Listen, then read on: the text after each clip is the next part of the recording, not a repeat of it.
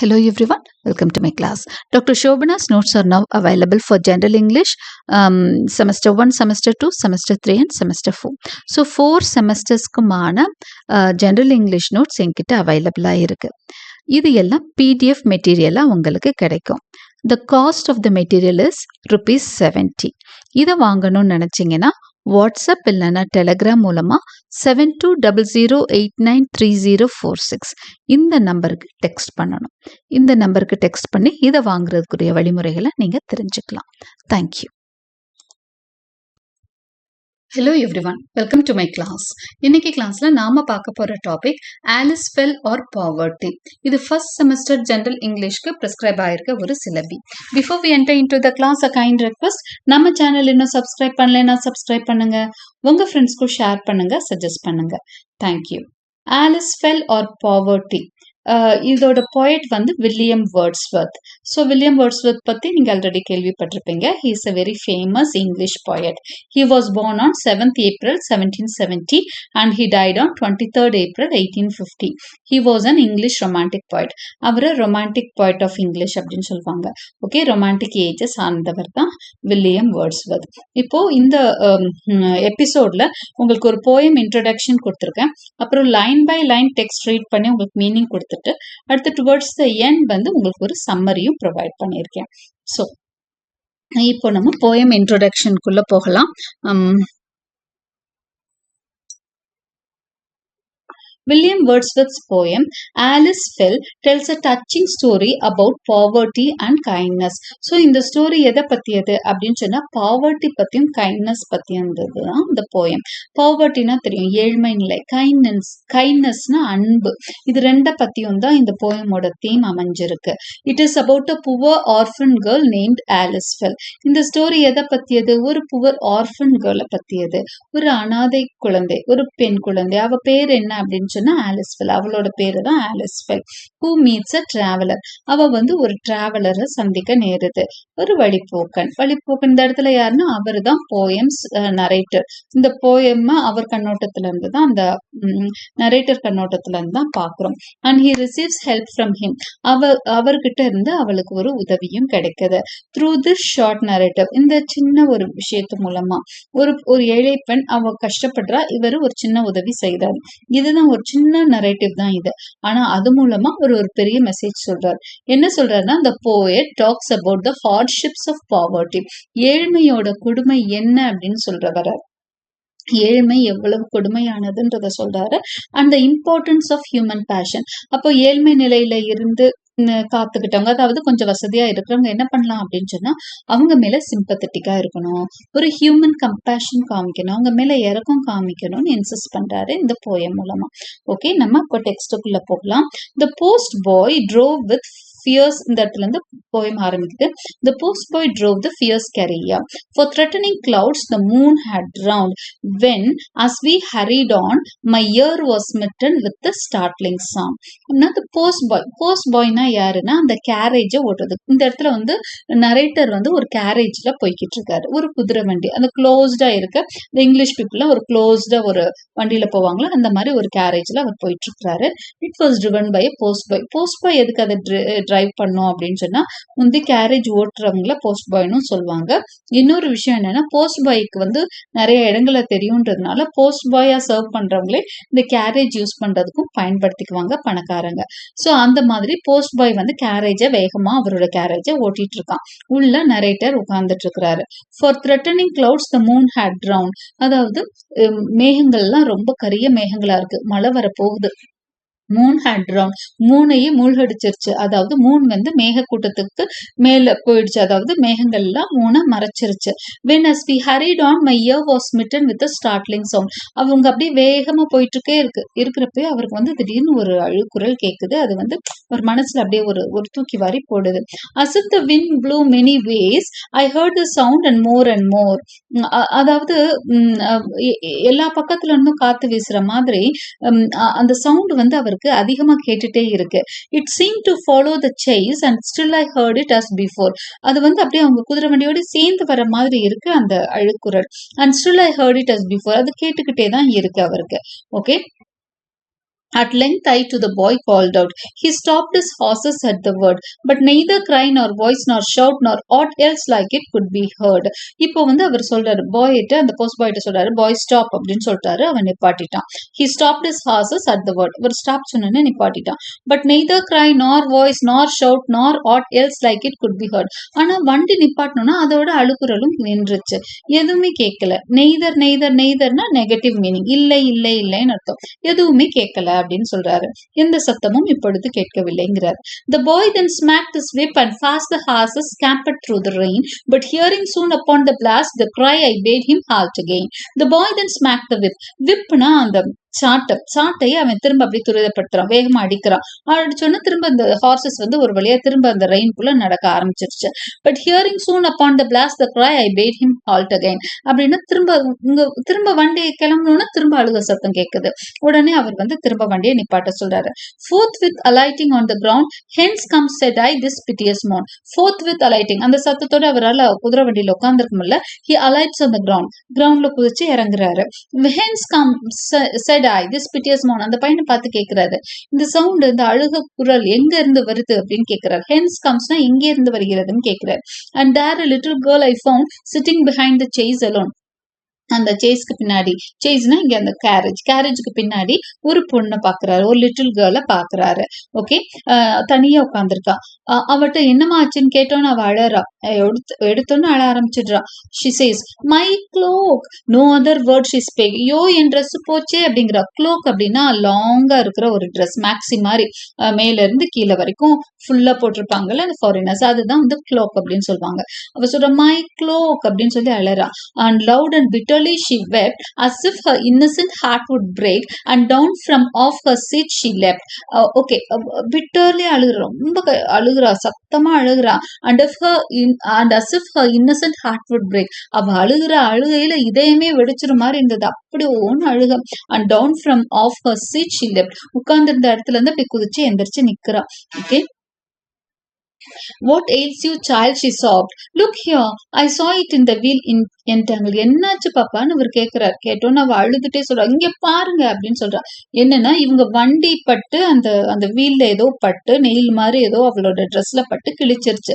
I saw it in the wheel entangled. வீலோட சேர்த்து சுத்திட்டும் இருக்க அவ dress. a weather beaten drag as ever from any garden scarecrow dangled. இந்த garden scarecrow மாதிரி இருந்துதான் அவ ட்ரெஸ் இப்ப பாக்குறதுக்கு. ஸ்கேர்க்ரோனா அந்த காக்காவை விரட்டுறதுக்கெல்லாம் வச்சிருப்பாங்கல்ல, யூஸ் பண்ணுவாங்க இல்லையா, அதுதான் ஸ்கேர்க்ரோ. ஓகே, இந்த குச்சியில கட்டி வச்சிருப்பாங்கல்ல ட்ரெஸ் மாதிரி, அப்படி ஆட விட்டு விட்டுருப்பாங்க.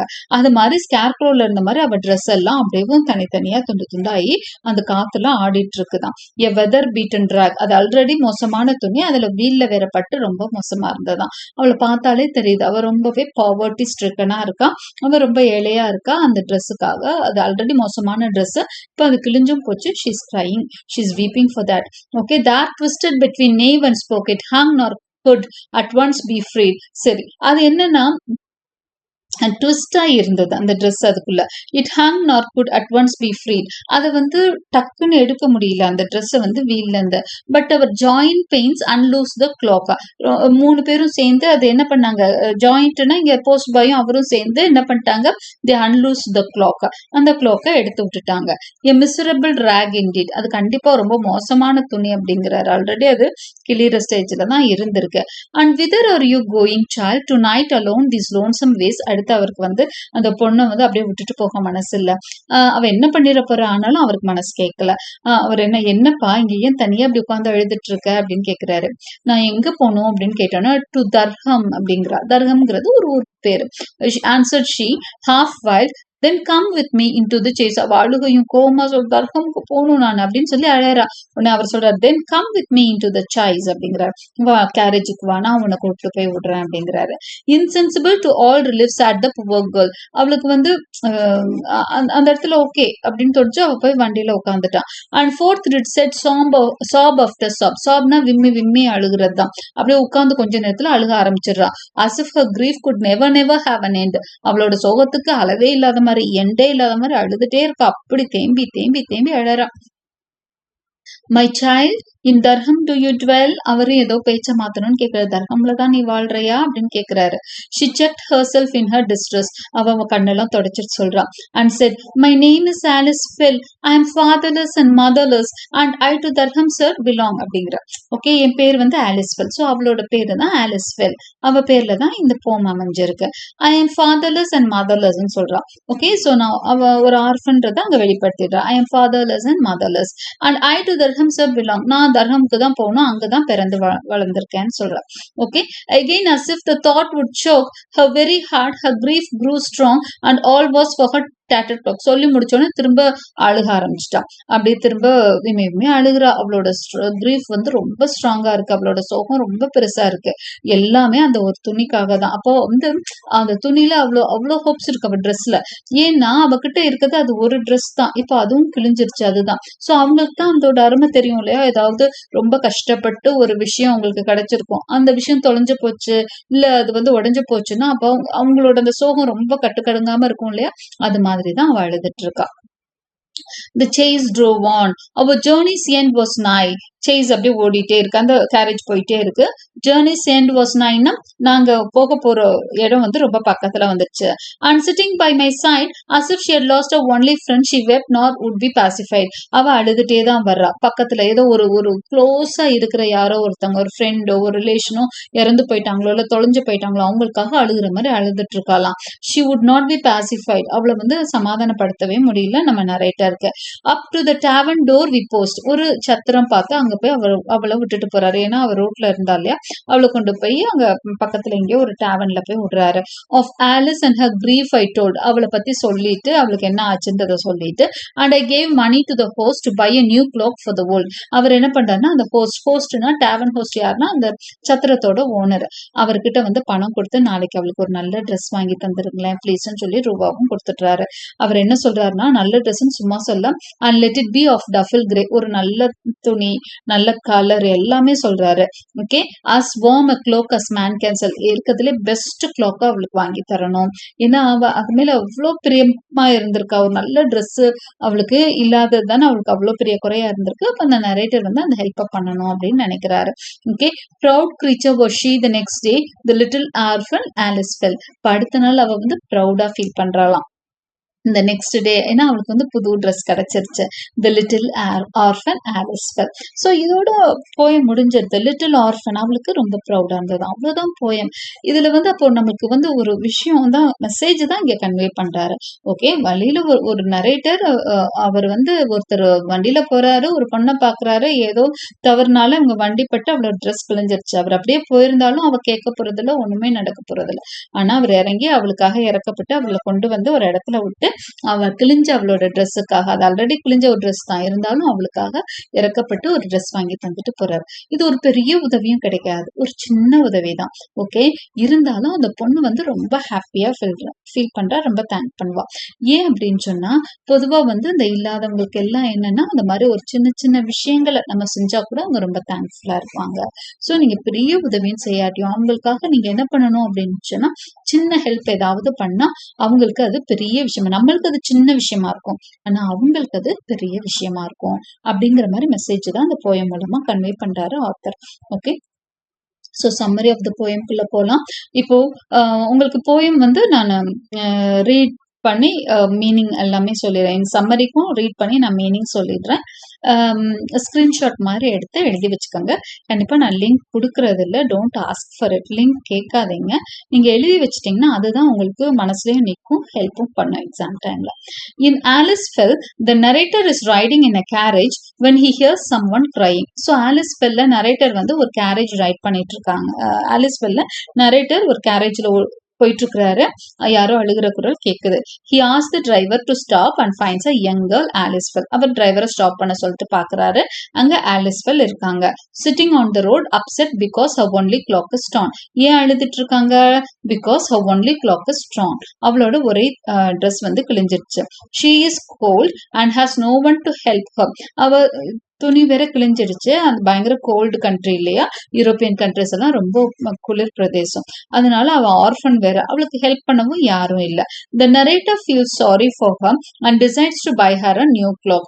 நரேட்டர் வந்து அவளுக்காக ரொம்ப இறக்கப்பட்டுட்டு அவளுக்கு ஒரு நியூ ட்ரெஸ் வாங்கணும்னு முடிவு பண்றார். Alice is very grateful and the story ends with her being happier and less worried. So ஆலிஸ்க்கு இது ரொம்ப சந்தோஷத்தை கொடுக்குது. அவளோட ஹாப்பினஸ் அதிகமாகுது, அவளோட சோகம் குறையுது. இவ்வளவுதான் போயம். ஓகே. ஸோ இந்த போயம்ல தீம் ஆஃப் பாவர்ட்டி டிஸ்கஸ் பண்ணப்பட்டிருக்கு. The poem shows the hard life of people living in poverty, especially children like Alice. So இந்த போயம் எதை வந்து டிஸ்கிரைப் பண்ணுதுன்னா பாவர்ட்டி, ஏழ்மை நிலையை டிஸ்கிரைப் பண்ணியிருக்கு. ஆலிஸ்வெல் மாதிரி ஒரு ஆர்ஃபன் குழந்தைக்கு அந்த ஏழ்மை வந்து ரொம்ப கொடூரமானது அப்படின்னு சித்தரிக்குது.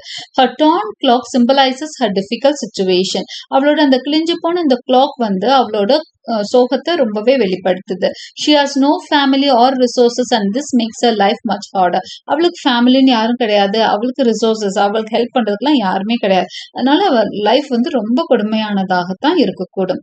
ஆலிசஸ் டியர்ஸ் இந்த poem show her deep sadness. அவள் அழுதுட்டே வர்றா அப்படிங்கிறப்போ அவள் வந்து ரொம்ப அவளால ஒரு கிளாக்காக அவள் அவ்வளோ அழுகுறா அப்படின்னா அப்போ அவளுக்கு வந்து எவ்வளோ பெரிய சோகம் இருக்கும். அவளுக்கு வந்து வேற ஒண்ணுமே இல்லை, உலகத்துல எதுவுமே பெருசா கிடையாது, அவட்ட இருக்க ஒரே ப்ராப்பர்ட்டி அதான், அதுவும் கிழிஞ்சு போச்சுன்றதுனால அழறா. So Wordsworth is showing how poverty can be emotionally devastating especially for children. அப்போ வேர்ட்ஸ்வொர்த் வந்து இந்த போயம் மூலமா என்ன சொல்றாரு? பாவர்ட்டி, ஏழ்மை வந்து ரொம்ப மோசமா தாக்கும். யாரு அப்படின்னா அதுவும் குழந்தைகளை, ஏழ்மை நிலையில இருக்க குழந்தைகளுக்கு அது ரொம்ப கொடுமையானது அப்படின்னு சொல்லி சொல்றாரு. ஓகே. ஸோ இதோடு நம்ம வந்து இந்த பேராகிராஃப் வந்து நீங்க இவ்வளோ கூட நீங்க எழுத வேண்டாம். ஓகே. இந்த இது வரைக்கும் எழுதுனீங்கன்னா கூட போதும். ஓகே. அடுத்தது தீம் ஆஃப் பாவர்ட்டி அவ்வளோ போதும். அடுத்து then we shall look into the theme of kindness. Okay. இந்த போயமே அதை பத்தி தான். தீம் ஆஃப் பாவர்ட்டி சொல்லிட்டாரு. ரொம்ப அவளோட பாவர்ட்டிய விவரிச்சிட்டாரு. அடுத்து கைண்ட்னஸ் விவரிக்கணும் இல்லையா? அதுதான் next. Okay.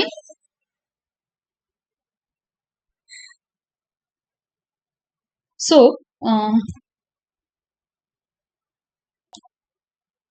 okay.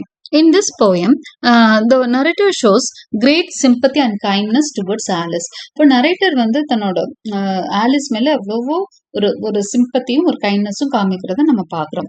He doesn't know her, but he feels sorry for her when he sees how sad she is.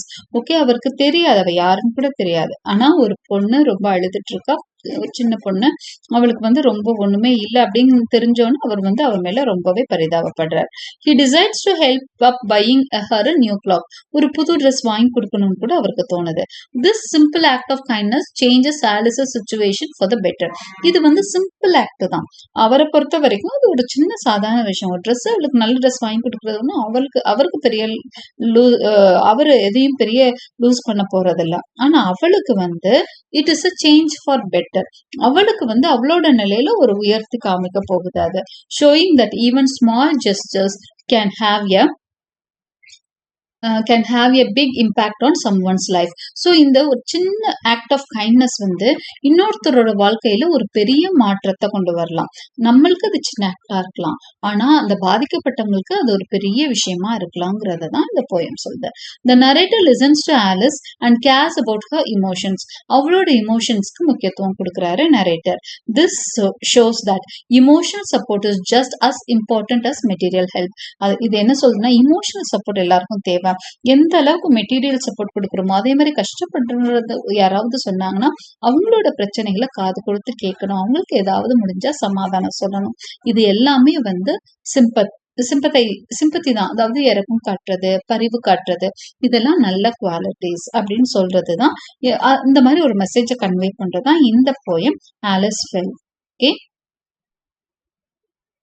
So இதுக்கு இன்னொரு பேரு தான் poverty. Alice Fell in conclusion நீங்க 2 லைன் எழுதினா கூட போதும். In Alice Fell Wordsworth talks about the pain of poverty and power of kindness. இது வரைக்கும் கூட போதும். முடிஞ்சா ஃபுல் பேராகிராஃபும் எழுதுங்க. ஸோ இந்த போயம்ல வந்து வேர்ட்ஸ்வர்த் எதை பத்தி பேசுறாரு? பெயின் ஆஃப் பாவர்ட்டி பத்தியும் பவர் ஆஃப் கைண்ட்னஸ் பத்தியும் பேசுறாரு. கைண்ட்னஸ்க்கு எவ்வளவு பவர் இருக்குன்னு பேசுறாரு. Alice's sad situation shows how difficult life can be for poor children. ஆலிஸோட இந்த மோசமான ஒரு சுச்சுவேஷன் வந்து என்ன வெளிக்காட்டுது அப்படின்னு சொன்னா, லைஃப் வந்து ஏழை குழந்தைங்களுக்கு எவ்வளவு மோசமா இருக்கும், அதுவும் ஃபேமிலி இல்லாத, especially those without families, orphan குழந்தைங்களுக்கு எவ்வளவு மோசமானதா லைஃப் இருக்குன்றத சொல்லுது. The narrator's decision to help her shows how a small act of kindness can make a huge difference in someone's life. So narrator's decision என்னது? ஒரு small act of kindness தான். சின்னதா இறக்கம் காட்டுறாரு, அன்பு காட்டுறாரு, பரிவு காட்டுறாரு. அது வந்து அவளோட லைஃப்ல ஒரு பெரிய மாற்றத்தை கொடுக்க போகுது அப்படிங்கிறார். This simple story delivers a powerful message about human sympathy and the need to care for one another. Okay, இந்த ஸ்டோரி வந்து ஒரு பவர்ஃபுல் சிம்பிள் ஸ்டோரியா இருந்தாலும் ஒரு பவர்ஃபுல் மெசேஜ் கொடுக்குது. ஓகே, நீட் இருக்குது இல்லையா, அவங்களுக்கு நம்ம வந்து கேர் பண்ணணும். யாருக்கு தேவை இருக்கோ அவங்கள கொஞ்சம் கேர் பண்ணா அது வந்து பெரிய விஷயம்ன்றது தான் அது சொல்லுது. இந்த need to care for one another, இதை பத்தியும் இந்த மற்றவர்களுக்கு நாம எப்படி உதவி செய்யணும் அப்படிங்கிறதையும் இந்த போயம் பேசுது. So with this I conclude this topic. I hope you like my explanation. Like and subscribe my channel for more such videos. Press the bell icon for continuous notifications, and thank you for watching.